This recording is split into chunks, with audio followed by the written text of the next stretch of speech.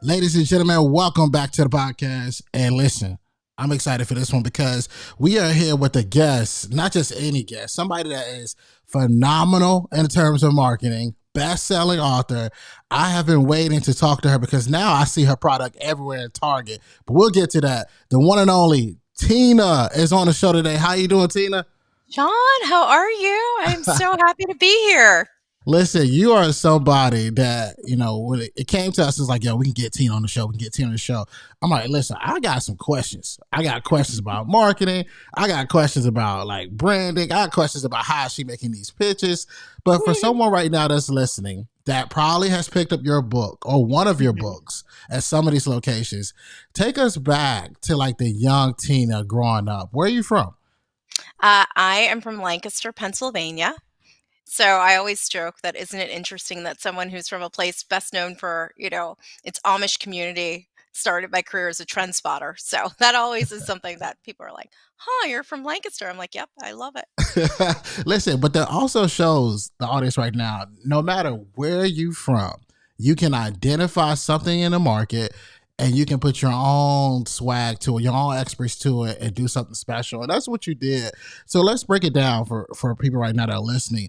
You're very good at creating a path. Like what would you say to that young listener right now that's struggling to create a new path and a new version of them?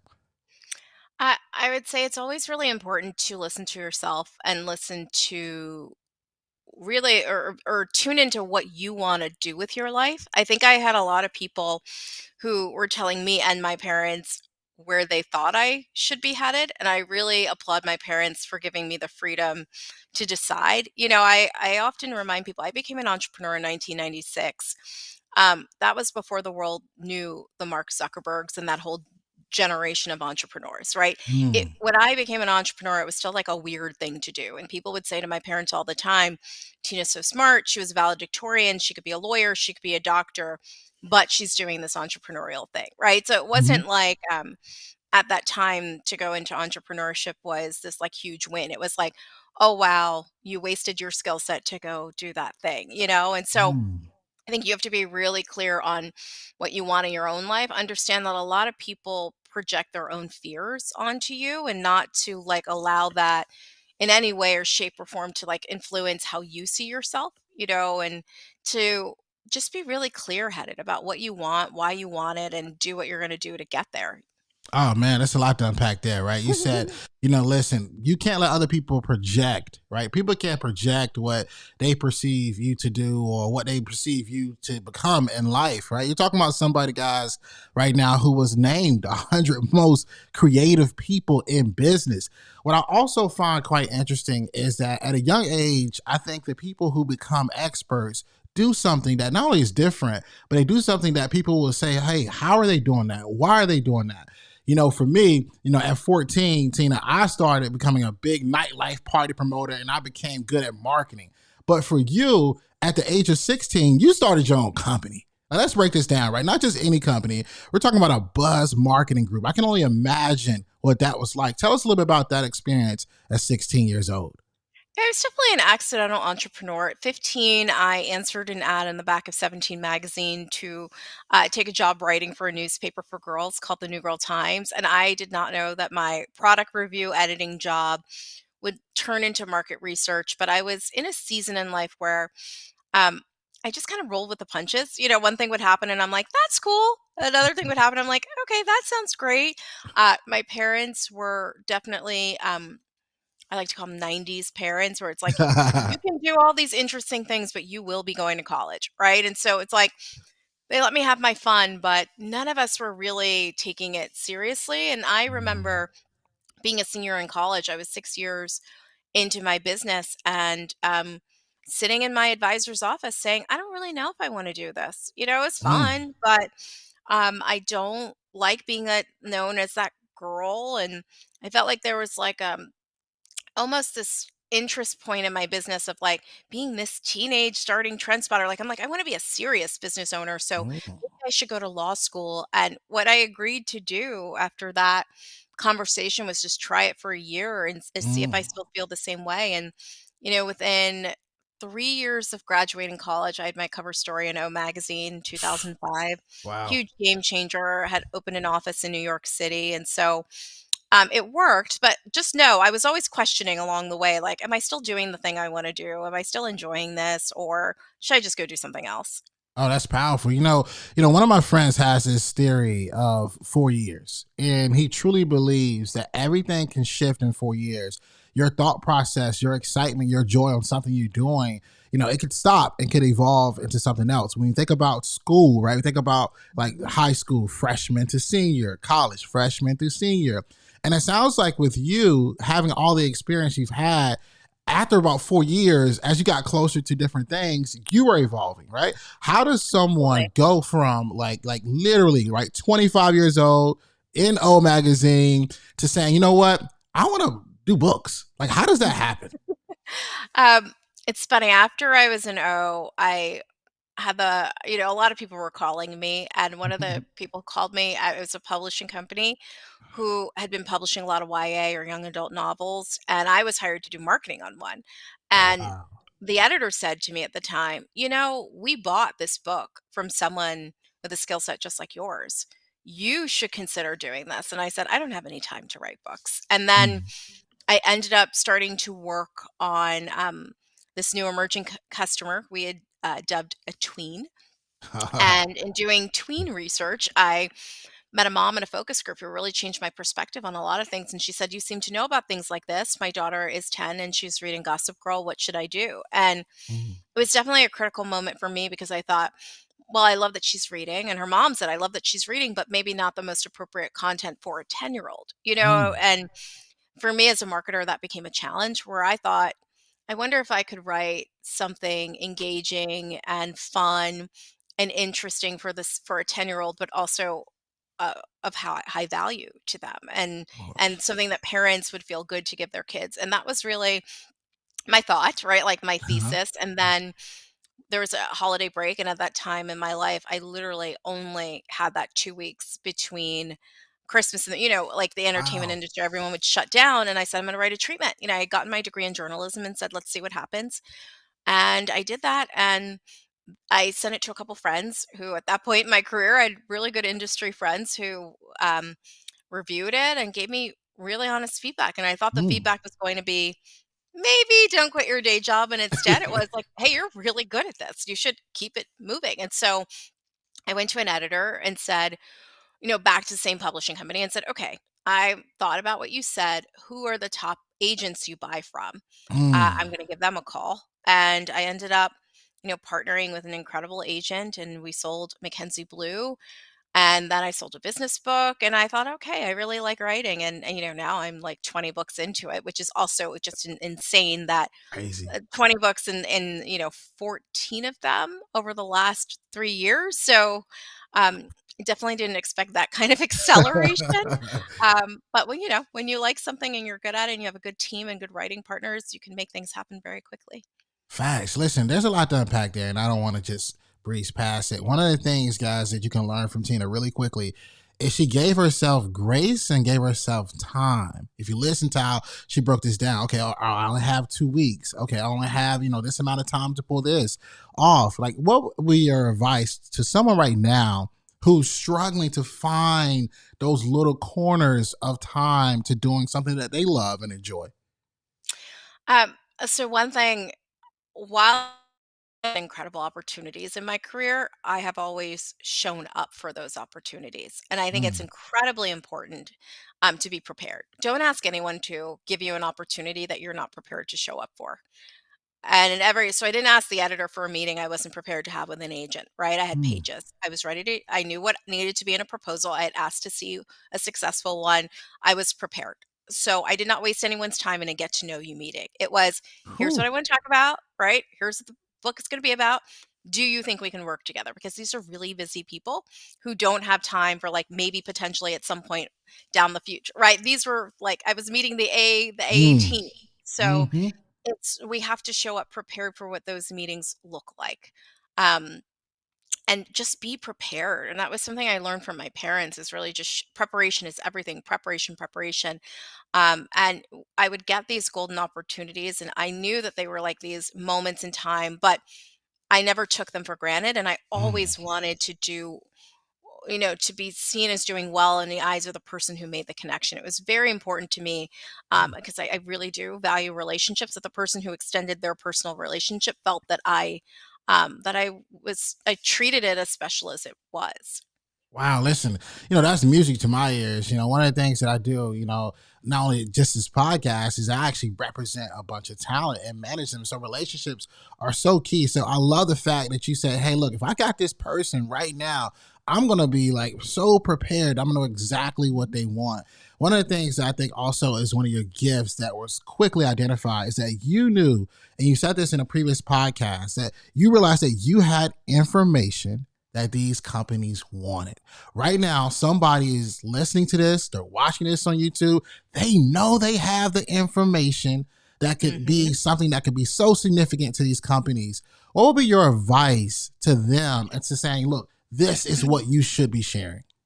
Yeah, I think so often, right? I don't know where we learned this lesson that we should try to reach everyone, that we have to have something for everyone. No, you don't. You need to have something really specific for a really specific group of people, and be the best at servicing that group with whatever it was, right? So at the time when I started talking about youth marketing and then eventually millennial marketing, if I had tried to go to Gen X, to boomers, to all these, like, I would have diluted the value, right? Mm, Even though when I started as a youth marketer, it was not huge or growing the way it grew when it became about the millennial generation, right? That was a phenomenon, I think, at the time. Any of us who were in youth marketing in the late 90s did not expect that explosion to millennials, right? It was a mm, natural step for me because I had been studying this demographic for 6 or 7 years to expand. Um, but I didn't go into it saying, what's going to happen? This niche market of mine is going to blow up. No one anticipated that. I owned the niche, and then the niche became more relevant. And I think for many of us, it's really owning that niche. And then if that niche becomes more relevant, you have that opportunity to grow. But also, it's also figuring out, how do you own your business if that niche doesn't grow?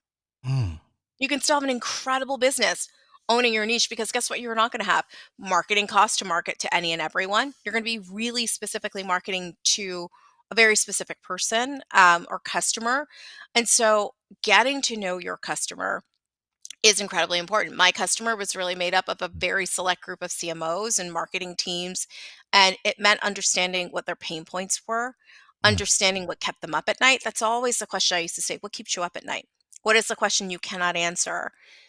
Because it would help me really understand where the problems were, not what they were just telling me, but really what could I come in and help solve. And so if I had tried to do that and be all things to all people, I wouldn't actually have had a specific solution to a very specific type of customer for my company. And so, especially when we're smaller, especially when we're, solopreneurs, or even before that, when we're still like our side hustlers, right? It's like you can't do everything and be mm. everything. You've got to really focus. And that focus is where, you're going to have the opportunity to grow. Man, this is good. Like I knew the episode was gonna be solid, but I didn't know you was gonna give us a masterclass, right? Like owning your niche, the way you broke that down, but being prepared to own it, to know those questions. Okay, what's keeping you up at night? I mean, this is gold, and I hope you guys are really, really listening to this interview. But Tina, I would be reminisce if I did not ask you a couple of marketing questions. So let's get to it. We asked our listeners, hey, all right, what are some good questions to ask Tina? And this is what some of the responses were. And I want to be sure that we ask this to you today. Why do you feel, in terms of marketing, why do you feel a strategy and having a marketing strategy is important? Oh, goodness. I mean, this is the perfect question for what we're living through right now. What happens if TikTok goes away? Whew. Whew, whew, What whew. happens? If A you lot of. have built your business around a tool, no one should do that. And by the way, I was on a board of a company who had built a marketing strategy around Facebook. And you know what happened? Cambridge Analytica. And then all those models around how much revenue they were expecting to come from running Facebook ads went away. And I said, Facebook is not a marketing strategy, it is a tool, Mm, right? Tools can change. but you need to build a strategy around how you're going to acquire your customer. And too often people don't really know who their customer is. They go with a tool, and what does a tool do when it's nascent and new? It makes a lot of noise, right? So if you got onto TikTok before it became TikTok, you're able to grow, right? Think about the early Clubhouse. People in Clubhouse Woo! grew to a million. What are we? Who is talking about Clubhouse anymore? Facts. But I'm still talking to millennials. I mean, I have to reach my middle grade readers through librarians. That is who sells my books for the last 15 years because I carved out a niche in writing to at risk readers. So, who Wow. is focused on getting at risk readers to read? Librarians. By the way, I didn't know that. That goes back to listening to your customer. I kept hearing one time my publisher said, we need you. Most people say no, but will you go to this librarian conference? They say that they recommend your books a lot to kids who are on the cusp of not reading. And I'm like, that's some data. I absolutely Mm, am going to go to this conference. And what did I do? Start talking to librarians and thought, okay, these are the gatekeepers to keeping my books in schools. What do they good. need? By the way, I also personally, as with my core values resonates helping children who are on the cusp of not reading get engaged in reading. We're aligned, right, in mutually beneficial goals. What's the strategy there? How do I craft that? What does that look like? What are elements of my books that then become marketable, right? I'm always going to have a text message, blog, something that makes it easier for a reader who might not likewise be as engaged in other material. I'm going to find that focus point. But that's the problem with Instagram, TikTok. They change algorithms, ideas, and then your marketing plan is gone. But that's not a plan. If your plan is built around a tool Mm. that you don't own, that's not a plan. You're setting yourself up to fail. Oh man, this is gold. I've had a lot of authors on this show. Seth Godin, you name it, you name an author, they've been on this show. I have never heard an author say that. Right, the fact and the strategy behind it is so genius, because it kind of reminds me. I come from the party world. It kind of reminds me of like an artist that was trying to break. Who did they go to? The DJs, right? Exactly. Like, so the fact that you went to the librarians and understood, like, oh, hey, look, they're gonna get these books into the person's hands that is the ideal reader. It's just crazy. So that was go. Let's keep it rolling. I like this. Right. Here's another question that the audience wanted to make sure that we asked you.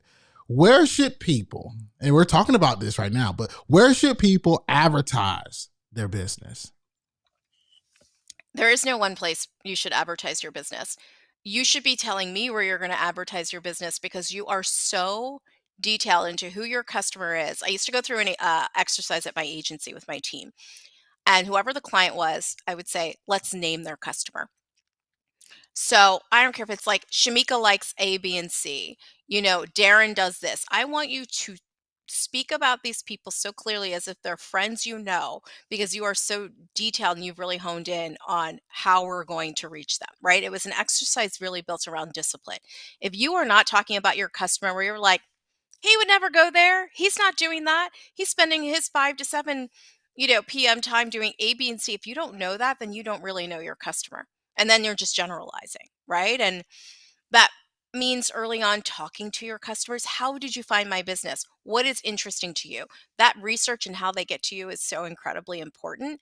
And a Mm. lot of times we just blow past that because we're trying to sell you something, right? We're not listening to how we fit in. And so then we can't craft a marketing plan because we actually don't know our customer. We know what we're trying to sell someone. We don't know who is actually going to be the person to buy it. Oh man, listen, I'm over here right now, right? I got a pen, pad, paper. You got me taking notes.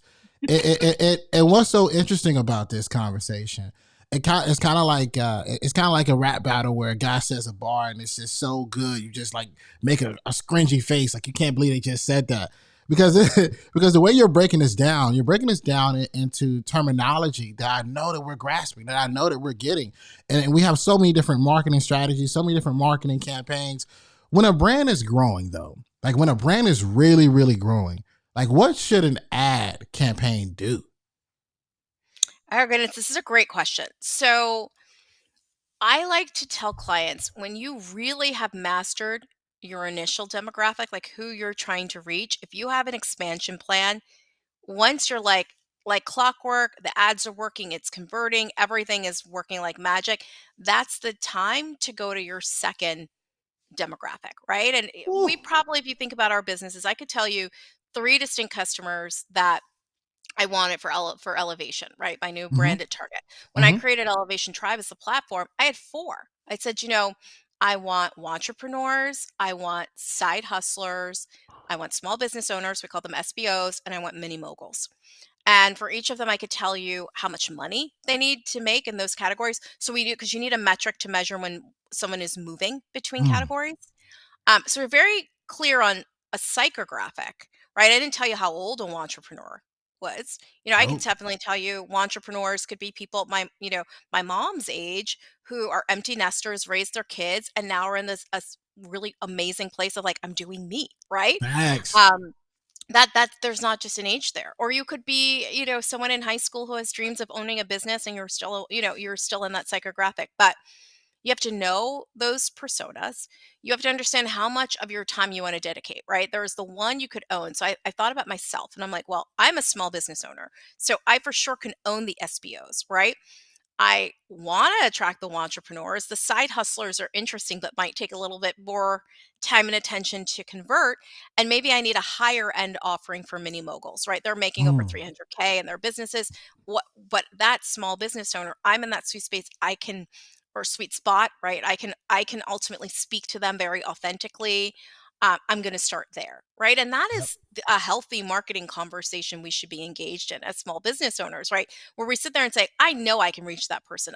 My message will most resonate with that person. And then you should have that one that you're like, they're a reach, but if I get them, my business is booming, right? And then there's like, and this one's a little harder than the one I have now, so that's going to be second up at bat, right? So that's really how we should start to think in with our strategy. Oh man, this is good, right? Having those different areas that we're thinking about covering, and realize, okay, what does it take once you get to those different levels? So here's the thing, right? You obviously have seen a lot. You know what's good, you know what's bad, and we're about to get into your newest brand in just a second. But what do you feel like right now? Like, what do you feel are the marketing strategies that are effective? I'm learning this myself, and you'll understand what I'm about to say as a marketer and someone I feel like is a classically trained marketer. We know marketing is an art and science, but I'm definitely from a generation of marketers who were really into their art and things looking Mm. beautiful and things showing up spectacular. And we are in a time right now that is rejecting that is all about authenticity in a way that, I'm sorry to tell your listeners, pains me to my core. Not because I don't like to be authentic, but I like pretty things. And what I am being told over and over again is like, raw, edgier. I'll give you an example. I had two reels go out yesterday. Uh-huh. I have a book out. I'm promoting the book. The first one was all of my photos from a photo shoot where I had a stylist and a makeup artist, and I thought it was everything, and a lot of people Thought it liked was it, fire. right? Then I put out another reel. My niece told me to do this. I have a 13-year-old niece who's like a TikTok star. So she tells me, Mm. Tina, just like when your makeup artist is starting to do your makeup, just start talking to people. I'm like, while my face is being worked on, just talk to people. I did it and Mhm. she was right. Converted more people. I'm like, what? More Mhm. people want to watch this unfinished thing, and I knew as a marketer, right? I coined a term, goodness, over a decade ago called cake baking, which was the idea that Mm. people were more interested in the process of baking a cake than actually eating the cake itself. And that Mm. was a huge shift in marketing. Um, we kind of lived through that. If you remember the movie Mr. and Mrs. Smith, Yes. all we remember from that movie is every Us Weekly cover about Brad Pitt and Angelina Jolie, right? Yep. Where it was more about the story of everything that had happened behind the scenes on this movie than the movie, which is actually a really good movie. But that was when I realized, like, this is changing. There is something changing now when we are not allowing a studio, which is a very powerful marketer, to serve up what they want. We have decided to reject that and say, Mm. I want to know where you bought your eggs. I want to know who provided your milk. Like, we want every scandal, if the milk truck, but like, we wanted to know all of those things. And so, you know, 10 plus years, many years later, I still have like a little bit of a problem with the cake baking, but I'll tell you, it's the biggest thing happening right now. Mm. People are so sick of inauthentic people and inauthentic ideas and just a whole bunch of BS that they're like, I just want to see you stripped down, taking your makeup off at night, right? Like that's just where we are, where people are like, I don't want glossy, over the top marketing. I just want you to talk to me Nope. as a person. And so a lot of us, I think, have to relearn how to have those conversations. And to be fair to some of us classically trained marketers, like we are trained to uphold and build brands that are worth billions of dollars. Facts. And that is very different. You know, you've got the Pepsi market, right? All these people that we think of as marketing geniuses in our industry. It Hmm. is very hard to then take some of those brands and say, I'm just going to throw it out there and just let you see whatever behind the scenes. Like that's not even how we're trained. And so it's an interesting adjustment, but I think it's definitely what potential customers want. And what I love about marketing is you have to do what people want and you have to give them what they're asking for. They have dollars and those dollars are votes and they're worth more than anything. And so you got to do what people want you to do. Facts. Listen, this is gold because like here's the thing, right? Like the cool thing about this, right? I think about all the times where we've rented studios. I'm sure you can relate to this. We've done all the photography, we've done all the photos, we've done all the excellent. You would think HBO or Showtime was in there.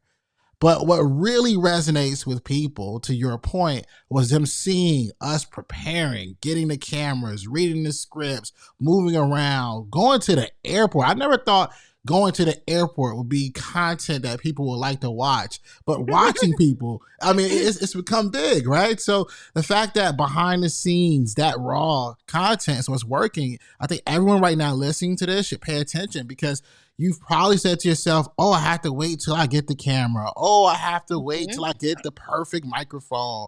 Oh, I have to wait till I get my hair done. You don't need any of those things. And you're hearing it from a marketing expert herself, Miss Tina Wells, on the show, and literally telling us this is what she's seeing that's being effective. And I will 100% agree with that. Let's get into something a little bit different, right? What I like about you is that you look at what you did at 16 to what you did at 25 to what you're doing now. You're constantly evolving. And the word I like to use, let's take out evolving. Let's talk about elevating and elevation. Talk to us about your new book. Talk to us about this new thing because I was literally in Target and I'm like, yo, hold up. What's happening here? So tell the audience a little bit about it. Yeah, so the idea for the book, it really came out of a conversation with a friend who I was telling her I was writing a new book series, and she was like, I wish I could do that. I just can't figure out how to get my ideas out on paper. And, you know, I had spent years teaching business to rising high school seniors in a Wharton summer program called Leadership in the Business World. And so I taught, goodness, over 1,000 rising high school seniors how to create businesses from scratch. So I'm like, okay, I know a thing or two about teaching people who don't know business how to create them and follow through. Yeah. What would I say to someone who is not necessarily like a business leader who wanted to do the same thing? And I really started to create a framework and think about how I lived my life. And I went back to Elevation Magazine. I'm like, oh, you know, I organized the magazine into these four sections: preparation, inspiration, recreation, and transformation. And I started thinking about how I live my Mm. years and my months and my days. And I'm like, I actually live this way. You know, like for me, winter is preparation, spring is inspiration, summer is recreation, fall is transformation. You know, I live my days that way. I start my day in preparation, getting ready for the day, inspiration when I'm more visible and taking my meetings, you know, recreation where I take a little time for myself before I tie it all up together in transformation. And so I was really like, okay, I think I'm on to something. But what's the goal of this approach? Right. And you Mm. go back to the idea of elevation. I think there are a lot of brands that exist that try to offer us an elevated life. Hmm. Um, and that is based on their idea of what looks good, right? Mm. Where I really believe in giving people tools to elevate their life, and only you can define what that means for you. You know, for some people, an elevated life could mean complete financial freedom. For others, it could mean, you know, time to explore education and to spend as much time getting degrees and doing things you know, really sparking curiosity and creativity. For others, it can mean raising their families. Like, I think there's no one prescripted idea of what it means to elevate your life, but it does require that you take some time to ask yourself the tough questions. And that's really what the book is in a nutshell. It's an invitation to kind of get to know yourself again, to get to know this Wow. version of yourself post pandemic, your goals, your dreams. And then when you put them down, like, I want to commit to doing this, it's a plan to get you there. And there are tons of tools, as you said, at Target, whether it's my planner that keeps you accountable to the goals you set for yourself. I'm very much a like no nonsense. Here's what it is. Here's your problem. Here's how we're going to fix it. Stop setting goals that make no sense for you in your life. People wonder why they're not achieving goals. It's like, because that's not the right goal for you in this season of your life. And you really Mm, don't want to do it. And you just haven't found the words to articulate even to yourself. I'm not here for that thing I was here for 5 years ago, and we all should give ourselves permission to not want the things we used to want and to wow. evolve and change. Wow. Listen. I just feel like after talking to you, like there are so many things you're about to be creating a long time. Like it's like one thing after another. But what I like so much about this, right? What I like so much about what you're talking about the elevation approach is that you are giving people a guide, right? Because a lot of times we have these ideas, we have these thoughts, but we struggle. Like we struggle saying, okay, maybe I should do this, maybe I should do that. But you're telling us not only can you get the book, you can get the planner, you can get all these other resources. This is a must for entrepreneurs right now. If you're listening, especially coming out of the pandemic, you are definitely not the same person you were in 2020. So be sure to grab this tool. And I got to ask you the question. We asked this question, Tina, to every single person who has ever been on this podcast. Let's say you are about to graduate. You're about to graduate, or perhaps you don't even got a degree at all. And you're asking yourself the question of the podcast, school's over, now what? What advice would Tina Wells give? Oh, goodness. Well, first, I would say you need to get my book before you graduate so you can have gone through this process in defining what work life harmony is for you and you're ready to pursue it. But I would say the now what it becomes asking yourself a series of tough questions about what you want your life to look like. Wow. And then deciding if you can commit to what it's going to take to get there. Because any of us who have achieved any level of success can tell you we gave up a lot, we sacrificed a lot, we were happy to do it when we went into it understanding, you know, eyes on the prize, and they were sacrifices or even just discipline that was Mm. incredibly needed. And I think, I've talked earlier about that idea of discipline and being ready for the opportunity. And so I would say make clear what you want and then ask yourself, can I be disciplined enough to go pursue this and to make this happen? Oh, that's powerful. Listen, Tina, I appreciate for you for being on the show today. And right now, somebody is listening. They want to know more about you. They want to know where they can find you. Just give us all of your social media and where we can locate you. Absolutely. TinaWells.com, and on Instagram, I'm at Tina Wells. Fabulous. Listen, guys, I hope you've enjoyed this episode. Straight marketing down to the T. And always remember, dream it, believe it, go out and get it.